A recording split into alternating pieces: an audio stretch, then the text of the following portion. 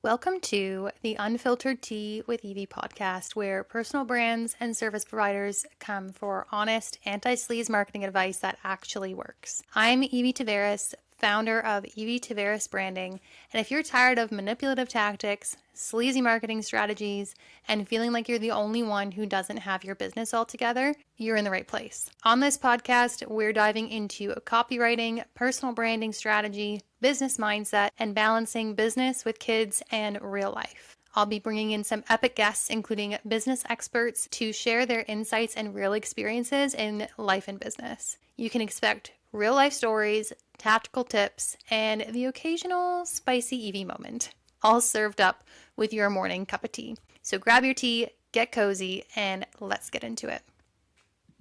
Welcome back to the Unfiltered Tea with Evie. I am back with another solo episode. I have a little bit of a series planned around email marketing.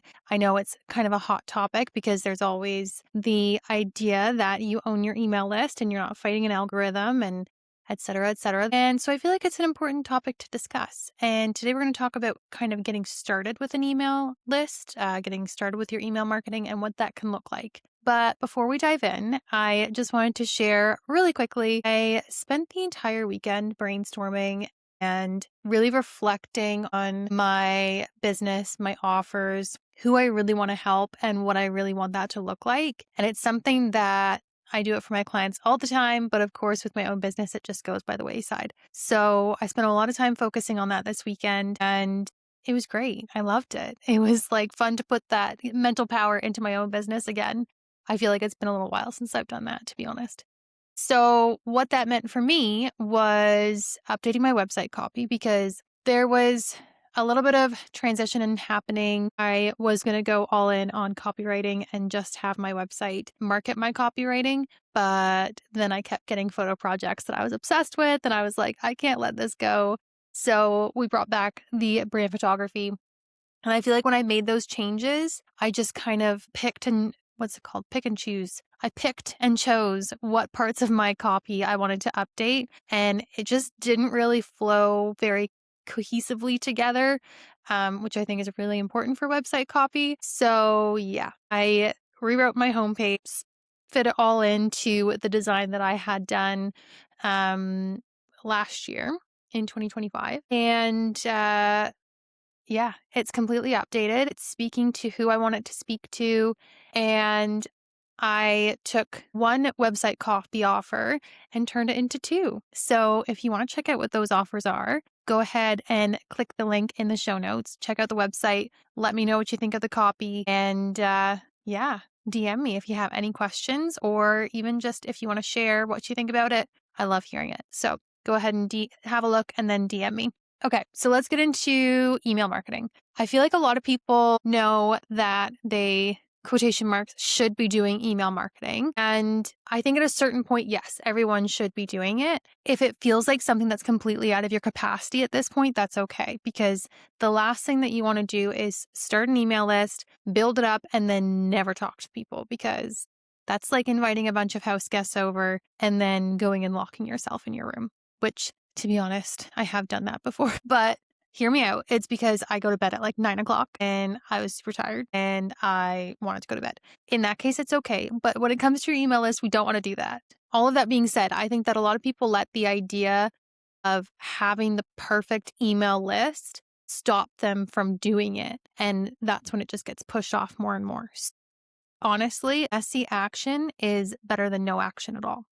If you can commit to one email a month, that's enough. It doesn't have to be weekly. It doesn't have to be multiple emails in a week even.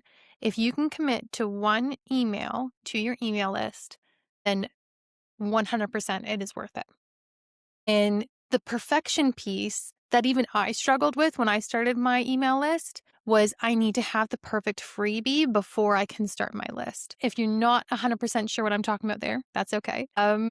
Freebie is like a lead magnet. So you are attracting people to sign up for your list so that you can continue to nurture that relationship and grow that relationship and sell when you have something to sell. Lead magnets can be pretty great. There can be some awesome ones like workshops, or little brochures with value, or some people do quizzes. Quizzes have been kind of fun lately. And there's really kind of no end to what kind of lead magnet you can come up with. However, if that is what's holding you back, then I would encourage you to not let that hold you back, to go ahead and do it anyway. I was also waiting to have the perfect freebie. And what I've found is showing up for my email list and bringing value to my emails, and then showing on my Instagram or whatever my marketing is, showing a sneak peek of what that value is, has gotten me more signups than a freebie. Maybe my freebies just aren't that great. I'm okay with that. Want to attract the right people into my list. And that's people who want to learn about copywriting, about personal branding, about marketing. And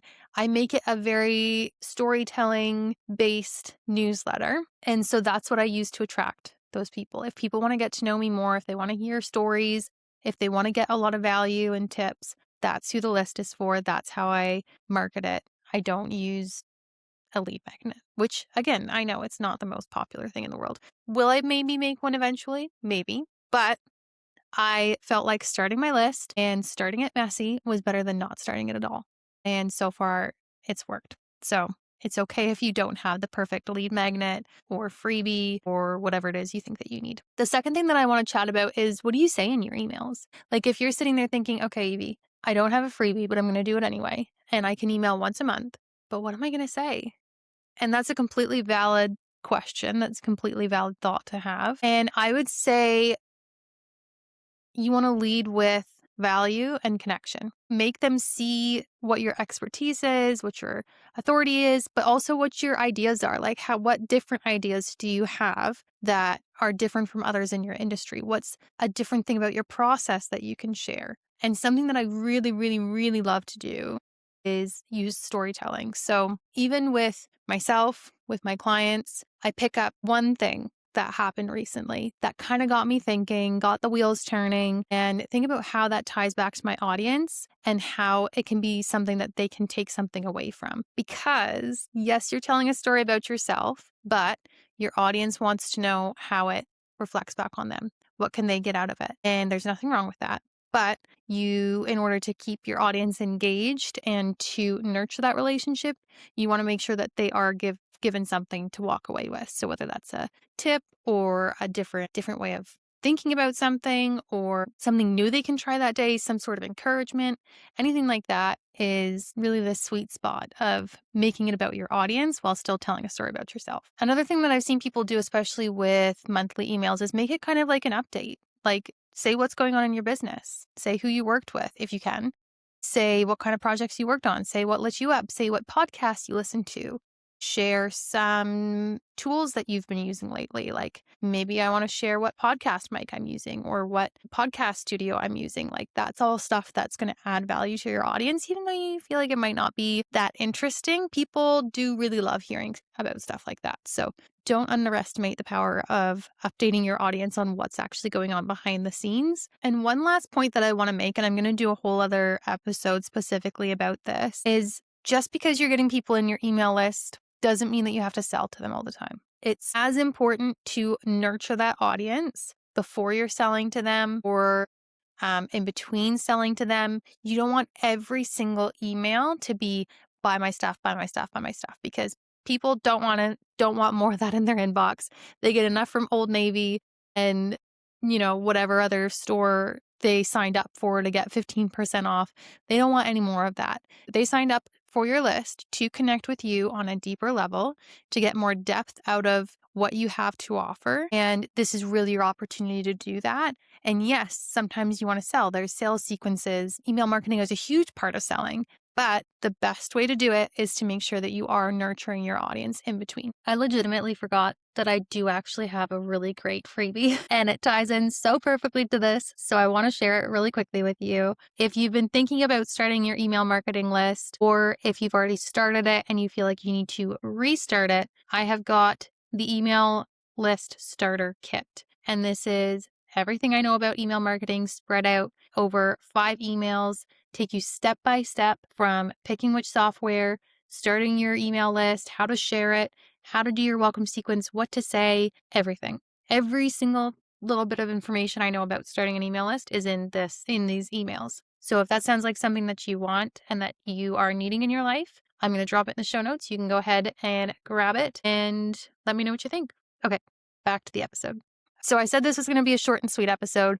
We're going to get more into email marketing. I want to talk about sales sequences, welcome sequences, how to nurture your audience in between selling, and just some general good practices for email marketing. We're going to get into all that. If you don't know any of what I just said, then you're definitely going to want to tune in on the future episodes for this. So stay tuned.